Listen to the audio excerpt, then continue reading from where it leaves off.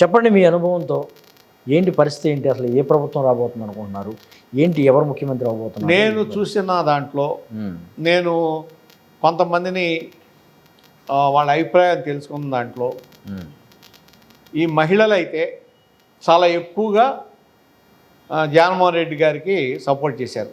Okay, మహిళా ఓటర్లు దాదాపు 12% ఎక్కువ వాటి నుంచి సపోర్ట్ జగన్మోహన్ రెడ్డి గారికి వచ్చింది. అయితే అదే దాంట్లో పురుషుల తీసుకుంటే దాదాపు 4% ఎక్కువ పురుష ఓటర్లు కూడా పెరిగారు.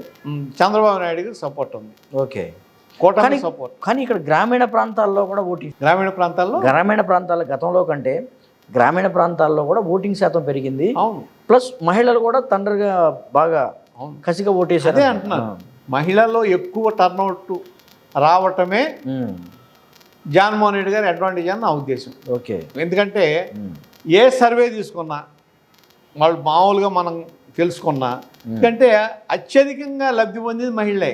అవును, ఈ గవర్నమెంట్లో అదొకటను మహిళల పేరు మీదే ఎక్కువ ఇచ్చారు సంక్షేమ. అత్యధికంగా లబ్ధి పొందింది వాళ్ళే.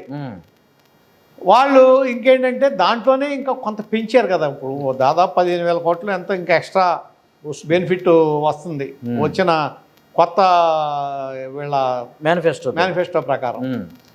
కాబట్టి వాళ్ళు ఈ ఆల్రెడీ ఇప్పుడు మనం ఎన్ని తిప్పలు పడినా ఇస్తున్నాడు. అక్కడ కూడా నార్మల్గా చంద్రబాబు నాయుడు గారు మాట వెళ్తే ఉంటాడు ఆయన అనేది, అంటే తెలిసి అంటున్నారో ఒక్కోసారి తెలియకుండా తెలియదు కానీ ఈ విధంగా ఇష్టం వచ్చినట్టు పప్పు బెల్లాలు ఖర్చు పెట్టి ఆంధ్రప్రదేశ్ని శ్రీలంక చేస్తున్నారు అన్నాడు. అంటే బెనిఫిషియరీస్ ఏమనుకుంటారు? ఈ మాటని లబ్ధిదారులు ఎలా తీసుకుంటారు? మాకు ఇస్తా అంటే శ్రీలంక అయిపోతుంది అంటున్నారు. అంటే ఈయన వస్తే ఎవరు? కానీ అంతకంటే ఎక్కువ ఇస్తా అంటున్నాడుగా.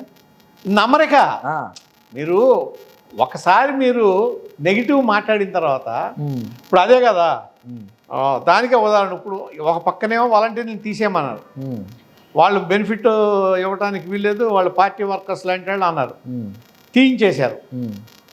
దాని మూలన వ్యతిరేకత వచ్చిందని తెలిసిన తర్వాత మళ్ళా అదే వాలంటీర్లకి వాళ్ళకి 5,000 ఇస్తున్నాడు, నేను 10,000 ఇస్తాను అన్నాడు. కానీ ఏ వాలంటీర్ అని నమ్మాడా? ఈయన 10,000 ఇస్తానని ఎవరైనా నమ్మారా? మీరు డ్యామేజ్ అయిపోయిన తర్వాత, పూర్తిగా డ్యామేజ్ జరిగిపోయిన తర్వాత డ్యామేజ్ కంట్రోల్ చేసుకుందాం అనుకున్న ప్రయోజనం ఉంది. ఆ వ్యవస్థను ముట్టుకోకుండా ఉంటే పోయేది కదా. ఆ వ్యవస్థను ముట్టుకుని మీరు 66,34,000 మంది పెన్షనర్స్ లబ్ధిదారులు, అవును, 66,34,000 మంది కుటుంబాలను మీరు దెబ్బ కొట్టారు కదా.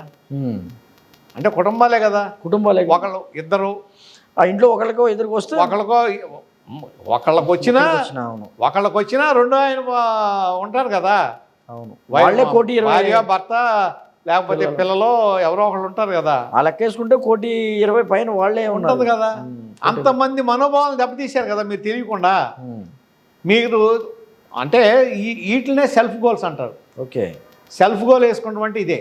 అనవసరమైన విషయాల్లో కల్పించుకుని ఏదో చేద్దాం అనుకుని ఏదో చేసి ఏదో అయ్యింది, అక్కడ ఏదో అయిపోయిందా. దాని ఫలితమే ఇవాళ అంత గొప్ప టర్న్అవుట్. నేను చూసా విజయవాడలో 11:30-12 గంటలకు కూడా మండు టెండలో రోడ్డు మీద, సిమెంట్ రోడ్డు మీద లైన్లో నుంచున్నారు.